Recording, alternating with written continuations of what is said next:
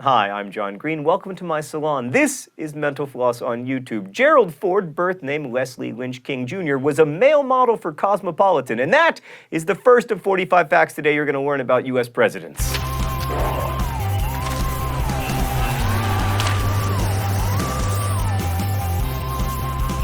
To stay fit, Herbert Hoover and his personal physician invented their own sport, Hoover Ball. Why haven't you seen the highlights on SportsCenter? Well, mostly because Hoover's presidency was a failure in every regard. Also, the game was like a cross between volleyball, tennis, and dodgeball, except much more terrifying because it was played with a medicine ball. Speaking of Hoover and sports, young Herbert was the manager of the football team at Stanford, but he was a little bit Holden Caulfield about the gig. At the first Stanford Cal game in 1892, for instance, he forgot to bring the game ball. Noted pugilist Teddy Roosevelt said he cut back on boxing in the White House because it was rather absurd for a president to appear with a black eye or a swollen nose. Equally absurd? Throwing a Swiss minister to the floor during a judo demonstration, which Teddy Roosevelt also did at a state luncheon, even though Switzerland is neutral. Incidentally, during his inauguration, Teddy Roosevelt wore a ring that contained an honest-to-God lock of Abraham Lincoln's hair, which becomes slightly less weird when you know that in 1865, Teddy Roosevelt watched Abraham Lincoln's funeral procession in New York City, and apparently it left quite an impression. And speaking of Lincoln's hair, it was amazing. I mean, historians talk about how remarkable Lincoln was as a man, a president, a vampire hunter, but they rarely mention the fact that he could do this without product. And he could rock more than one look, too. A reporter once described his mop as wild Republican hair. I'm guessing Republican hair used to be a lot wilder and crazier before Dwight Eisenhower ruined the whole thing with his baldness. Ulysses S. Grant was once arrested during his term in office on speeding charges. The president was pulled over and fined $20 for exceeding the Washington speed limit on a horse. But that was hardly the most serious of equine crimes. Franklin Pierce, our most handsome president, was arrested during his first year in office for running over a woman with his horse. A scene I will now recreate with Franklin Pierce being played by a monkey and the old lady being played by Smurfette. Oh, come on.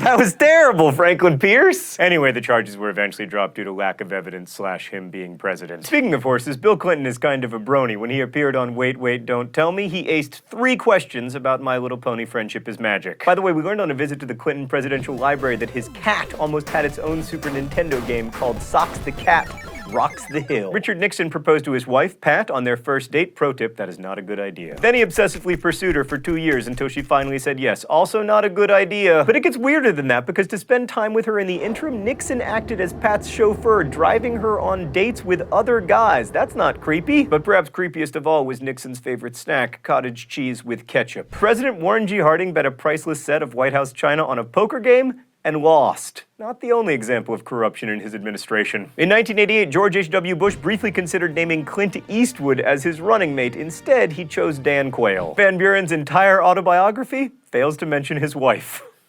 In 1965, President Lyndon Johnson issued the first Medicare card. The recipient? Harry Truman. And speaking of Truman, for his birthday in 1947, Harry's pals had a bowling alley installed in the White House, but he hadn't bowled since he was 19 years old. He also, contrary to popular belief, never granted clemency to a turkey. Several history sites claim that Truman was the first president to pardon a Thanksgiving Day turkey, but the Truman Library can't find any documents, speeches, newspaper clippings, photographs, or other contemporary records tying him to the custom. According to their research, the one time President Truman was given a live turkey for the holidays, his family did what people expected them to do.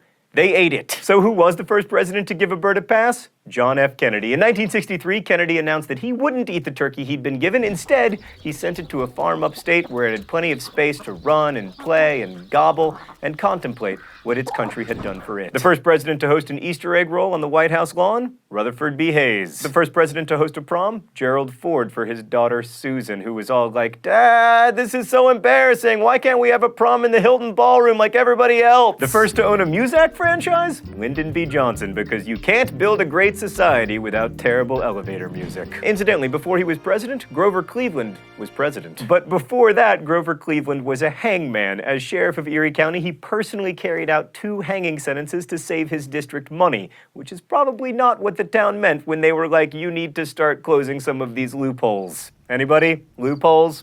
No? Sorry. The great William Faulkner once refused an invitation from President Kennedy's White House. Why, that's 100 miles away, Faulkner explained. That's a long way to go just to eat. Upon hearing the news of the notoriously quiet Calvin Coolidge's death, Dorothy Parker reportedly asked, How can they tell? In 1933, an assassin shot at Franklin Delano Roosevelt 5 times while Roosevelt was giving a speech 5 people were hit. None were Roosevelt. And now let me share with you an excerpt from Ronald Reagan's diary from October 17, 1984. Little Drew Barrymore, the child in E.T., was one of the children I met.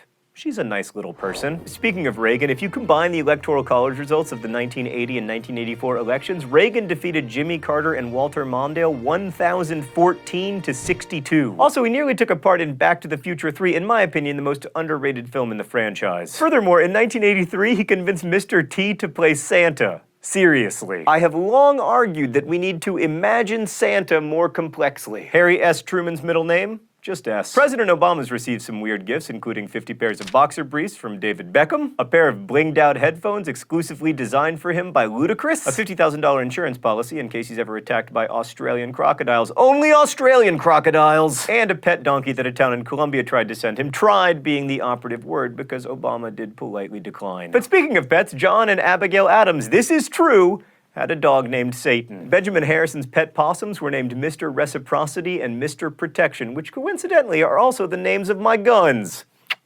And Teddy Roosevelt's kids had some tremendously named guinea pigs. Dr. Johnson, Bishop Doane, Fighting Bob Evans, Father O'Grady. For a better name than all of those, we return to my portrait gallery. By the way, that is my family. Jimmy Carter once wrote a children's book called The Little Baby Snooglefleeger. That's right.